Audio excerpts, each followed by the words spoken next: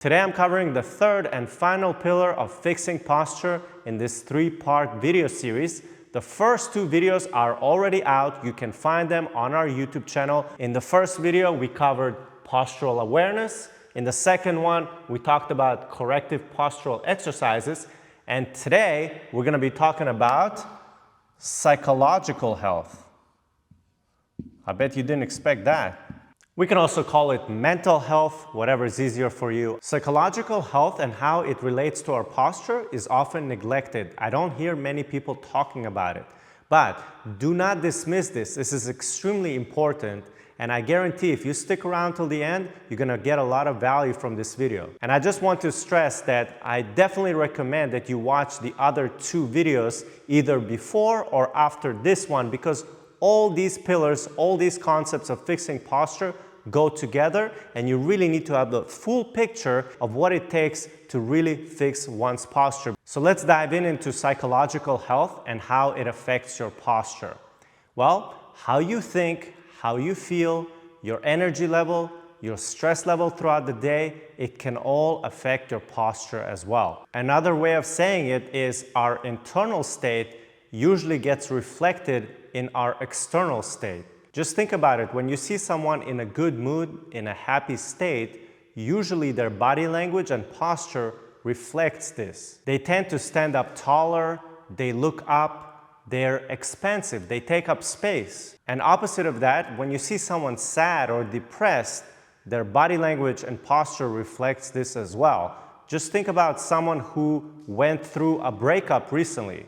What do they look like? Most likely their neck is going to be drooping, their shoulders are going to be slouching, they're going to be looking down, they're going to be contracted, and they've got a lot on their mind because they're ruminating on their breakup, so their body almost looks collapsed or defeated from this. So as you can see, our external posture is oftentimes a representation of how we feel internally. And from all the spiritual traditions and philosophies, we know that the mind and body are very much connected.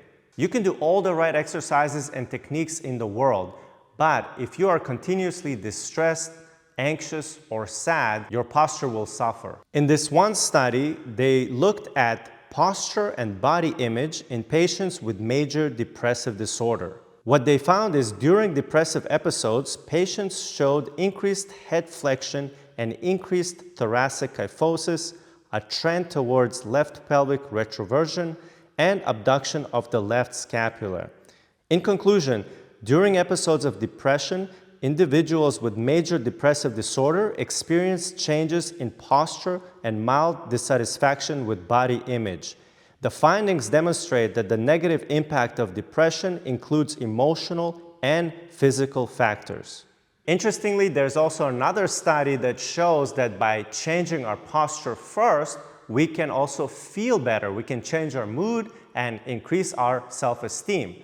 So it can go both ways. But I personally believe if you just focus on the external posture without addressing your mental health issues, it will not lead to long-lasting results. One more important point that I talked more about in the first video is that our tissues, muscles, tendons, and ligaments adapt to the positions that we hold ourselves in for the majority of the time. And so if you are chronically anxious or you have a lot of stress that you deal with on a day-to-day basis, you might be shrugging your shoulders and putting all that tensions in your shoulders up like this, your neck juts forward, and you kind of round, and you carry all of that anxiety and stress in your shoulders, upper body, and of course that manifests in poor posture. And you're tightening up all these muscles, which only further contribute to poor posture. And you may not even be aware that this is happening. It's unconscious. Right now, I want to give you 6 modalities that you can use to improve your psychological health and reduce your stress levels. But of course, there are a million things that you can do that go beyond this video, but let me give you a few that you can try right away. So I wrote down the 6 modalities here, and I want to go through them briefly right now. The first one is awareness and reflection. You want to have some time during your day or your week where you're reflecting on your life and kind of going inwards to figure out what's stressing you out. And maybe there's something that you need to change about your life so that you can reduce that stress. For example, if you have a very demanding job or you really don't get along with your boss, maybe you need to switch jobs. Or a relationship that really keeps you ruminating a lot in your brain. Of course, all those things are going to manifest physically in your body and affect your posture. So that's why you want to take some time to be aware and reflect throughout the week.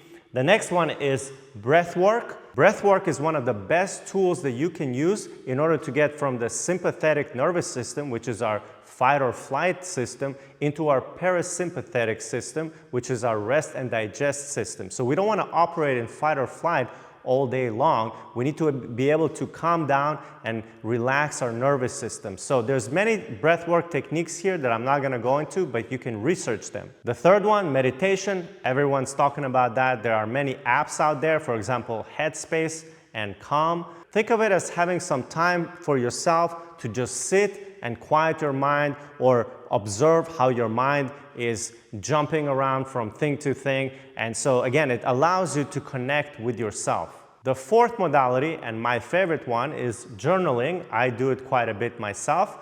And it allows you to do what I said in number one, gain awareness and reflect, but in written form. Sometimes when you write things out, you can see it objectively. So you get it out on a piece of paper and you can look at it and figure out how you want to tackle that problem or the things that occupy your mind on a day-to-day basis. So it just allows you to reflect in a written form. The fifth one, get a therapist or a friend, and this is for you to offload your emotions. There is a saying, better out than in. So what you want to do is just have some people in your life that you can tell them what's going on with you, and so you can get your emotions out. You can either do it with a professional therapist or just some friends that you really trust that can help you also see another perspective. And the last modality for today is self-care. And this is just doing things that you love, that, feed your soul. It can be running, it could be taking a bubble bath, it could be reading, it could be playing some sport, it could be using our posture app to work on your posture. It could be many things, but do the things that you love and are personal to you. And of course, if you feel better on a daily basis, your posture is gonna also reflect that. And of course, there are many other ways that you can work on your psychological health, but these are some common ones that I wanted to include here. And my main point with this video was to show you that you need to work on your mental health, on your internal state, just as much as you work on the external state. You still need to do the exercises and you still need to be aware of your posture throughout the different activities that you do, but you also don't want to neglect how you feel. All these things work together, and that's why I'm adamant that you really do watch all the 3 videos in this series. Make sure you watch video number 1, video number 2, and obviously you're here today. And you want to work on your posture holistically if you want long-lasting results. Also, be sure to check out our app, Posture Flow. It's in the App Store right now. It's the best and funnest way to improve your posture. You'll get reminders on your phone to get up and work on your posture. Just follow along with our mini posture routines. Most of them are between 3 to 7 minutes long. And if you want to check it out, we do offer a 7-day free trial. There's a link to it somewhere here or down below. Otherwise, I'd love to hear from you. Let me know what you learned in this video in the comments below, and see you guys next time.